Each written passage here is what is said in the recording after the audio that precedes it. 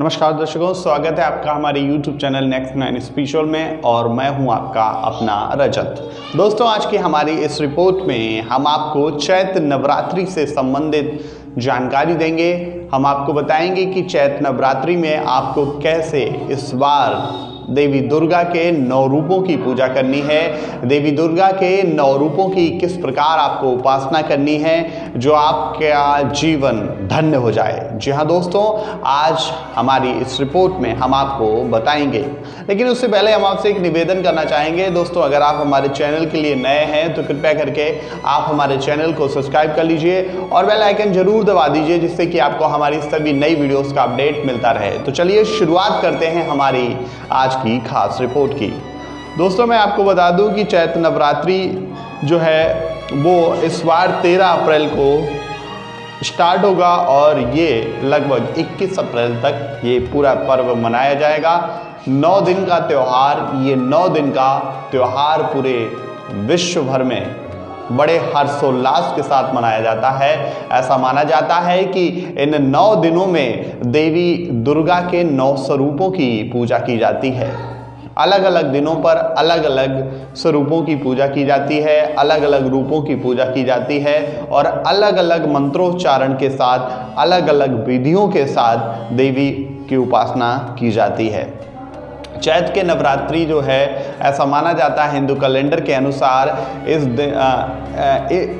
इस दिन से ही नया साल का आरंभ होता है और नए साल का आगाज हो जाता है।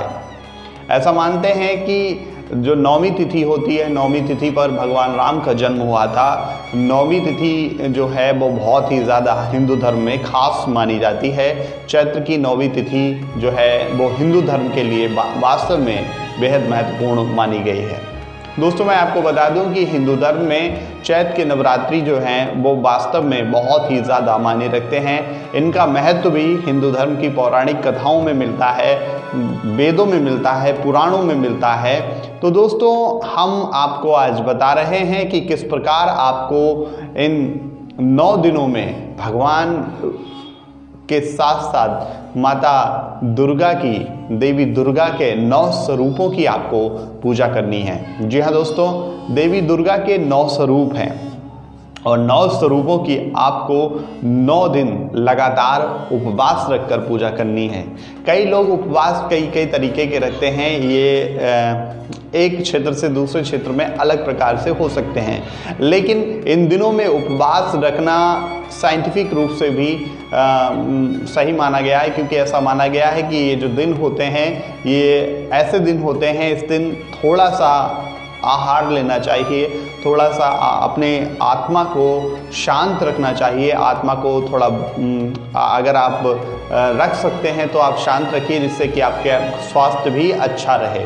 क्योंकि ये दिन जो होते हैं वो बहुत ही ज़्यादा मतलब इस ठंड ख़त्म होती है और गर्मी की तरफ ये दिन रुझान करते हैं। तो दोस्तों, इन दिनों में ऐसा माना गया है कि उपवास रखने से साइंटिफिक रूप से भी आपको लाभ मिलता है, साइंटिफिक रूप से आप स्वस्थ जीवन की तरफ बढ़ते हैं। तो दोस्तों, हम आज बात कर रहे हैं देवी दुर्गा के 9 स्वरूपों की उपासना के बारे में। जी हाँ दोस्तों, चैत्र के नवरात्रि जो हैं साल भर में 2 नवरात्रि आती हैं, जो एक होती हैं जिनको शारदीय नवरात्रि कहते हैं और ये जो हैं वो हैं चैत्र की नवरात्रि। शारदीय नवरात्रि भी अपने आप में विशेष भूमिका रखती हैं, विशेष उनका महत्व होता है। लेकिन चैत्र की नवरात्रि वास्तव में अपने आप में ही बहुत ज़्यादा मायने रखती हैं। तो दोस्तों, चैत्र की नवरात्रि जो हैं, चैत्र की नवरात्रि में आप किस प्रकार देवी के स्वरूपों की पूजा करेंगे, आइए हम आपको बताते हैं। दोस्तों, देवी के 9 स्वरूपों की पूजा आपको पूरे विधि विधान से करनी है। प्रत्येक दिन में प्रत्येक देवी की पूजा की जाती है। देवी कुष्मांडा, देवी चंद्रघंटा, देवी कात्यायनी, काली देवी, माता लक्ष्मी, गौरी, इन तमाम देवियों की आपको पूजा करनी है इन 9 दिनों में। तो दोस्तों, इन देवियों की पूजा के लिए आपको क्या क्या उपाय करने हैं, किस प्रकार के आपको वस्त्र धारण करने हैं, आइए इस पर भी चर्चा कर लेते हैं। दोस्तों, नवरात्रि में आपको सुबह ब्रह्म काल में उठकर स्नान आदि करके अपने पूरे पूरे मन को शांत करके, पूरे चित्त को अपने शांत करके और पवित्र करके आप देवी की उपासना करें। प्रत्येक 9 दिन तक आप लगातार ऐसा करेंगे तो आपको निश्चित तौर पर देवी की कृपा का लाभ मिलेगा, आप देवी की कृपा पा सकेंगे। दोस्तों, मैं आपको बता दूं कि माता दुर्गा जो हैं वो इस संसार में उन्होंने कई राक्षसों का वध किया और इस संसार से भय को मिटाया।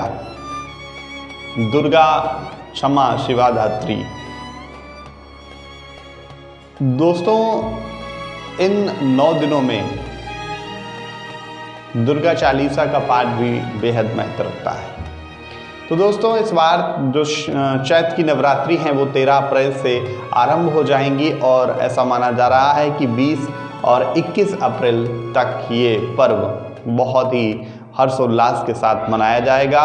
20 अप्रैल में अष्टमी की तिथि लगेगी और 21 अप्रैल में नवमी की तिथि। इस दिन लोग हवन आदि करके इस व्रत का समापन कर देंगे। तो दोस्तों, चैत्र नवरात्रि में आपको माता दुर्गा को अगर मनाना है तो आप 9 दिन माता दुर्गा के 9 स्वरूपों की उपासना कीजिए। निश्चित तौर पर आपको, अगर आप अपने जीवन में कष्टों को झेल रहे हैं, अगर आप किसी समस्या से ग्रसित हैं, तो निश्चित तौर पर आपको उन तमाम समस्याओं से छुटकारा मिलेगा, तमाम उन चीज़ों से, तमाम नेगेटिव चीज़ों से भी आपको छुटकारा मिलेगा। तो दोस्तों, आज की हमारी इस रिपोर्ट में बस इतना ही।